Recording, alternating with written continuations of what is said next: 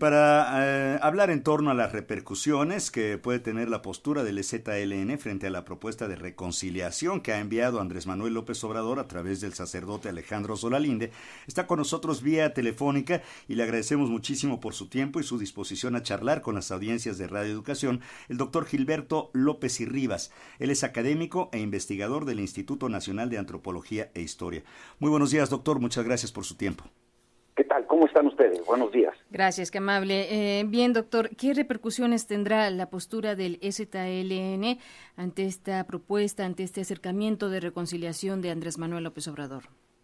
No creo que tengan ningún tipo de repercusión. El problema ha sido que el padre Solalinde ha estado cometiendo error tras error en cuanto a su apreciación misma en este caso del EZLN, de las formas y de los procedimientos que ha seguido a lo largo de toda su historia para tomar decisiones o no tomarlas, y un desconocimiento total de lo que ha sido la experiencia del EZ durante todos estos años, y particularmente la última de ellas en cuanto a que promueve la precandidatura a la independiente a la presidencia de la República de María Jesús Patricio Martínez, y las primeras reacciones de sospechosismo y todo vinieron precisamente del ahora candidato ganador de los comicios, Andrés Manuel López Obrador. Posteriormente Solalinde habló de los administradores del zapatismo como si los indígenas no siguieran indicaciones de asesores o de la mestizocracia que siempre ha pensado que se pueden manipular y dirigir a los indígenas. Y entonces eso es lo que refleja la carta del subcomandante Moisés, un enojo total ante la manera como se les quiere imponer y desde mi punto de vista exhibir como si fueran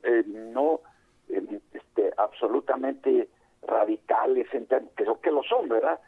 Pero para mí todo fue una forma mediática de presionar a un grupo como el EZLN para mostrarlos como intransigentes y radicales. O sea, se fabricó incluso lo que se llama un fake news, o lo engañaron al padre Solalinde, porque no hay ninguna fracción en la que él pudo haber tenido para entregar una carta. O sea, todo eso lo fabricó Solalinde, y yo mismo tuve que mandarle una carta abierta a él en las semanas pasadas, porque evidentemente que todos sus procedimientos, como ha seguido hasta la fecha, han sido tremendamente erróneos y equivocados. Ya.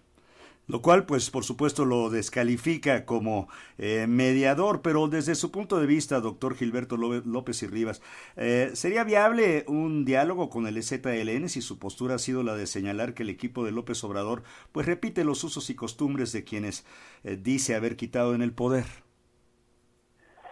Mire, le voy a dar mi opinión estrictamente personal.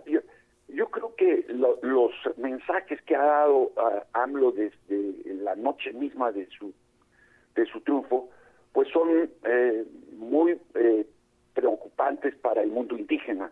La cuestión de sus proyectos como el del Istmo del Tehuantepec, la aceptación de la minería, que ya en un momento dado yo escribí un artículo sobre esa posición de AMLO con respecto a la minería canadiense, supuestamente que no contaminaría, los proyectos de carreteras, el aeropuerto de la Ciudad de México, todo lo que en voz de Alfonso Romo ha venido pregonando durante estas semanas, la reunión con los personeros del gobierno de los Estados Unidos, el mundo empresarial, etcétera, presagian que pese a cambios cosméticos que puede haber en el ámbito de la política, la economía va a seguir el mismo rumbo, y eso significa depredación, significa recolonización de territorios, significa seguir con lo mismo bajo un nuevo tipo